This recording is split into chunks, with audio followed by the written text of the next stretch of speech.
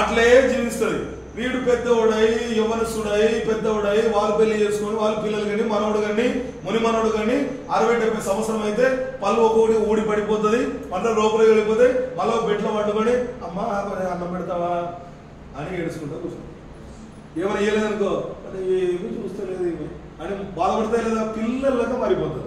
So మనిషి సృష్టి కూడా ఎట్లా పిల్లల్లాగా ప్రారంభించి ముసలివాళ్ళుగా, నేను చెప్పేది అకస్మాత్తుగా చచ్చిపోయే గురించి కాదు, ఒక 80-90 సంవత్సరం బతికే వాళ్ళ గురించి చెప్తున్నాను. అలా వృద్ధాప్యం ఉంది, దావీదులాగా దానియేలులాగా యోగాలాగా చనిపోయే వాళ్ళు అలా మళ్ళా పిల్లల్లాగా మారి బెడ్లో ఉండి అలాగనే మరణిస్తారు. ప్రారంభించిన చోటుకే మరలా వెళ్ళే సీక్వెన్స్ ఫార్ములా, ఈ సూత్రమే ఇక్కడ దేవుడు వాడుతున్నాడు. ఇప్పుడు ప్రాణమాత్మ శరీరం ఎక్కడ ప్రారంభించబడుతుందో అక్కడనే మరలా వెళ్ళాలిగా. చనిపోయిన వెంటనే మనిషి శరీరం ఎక్కడికి వెళుతుంది?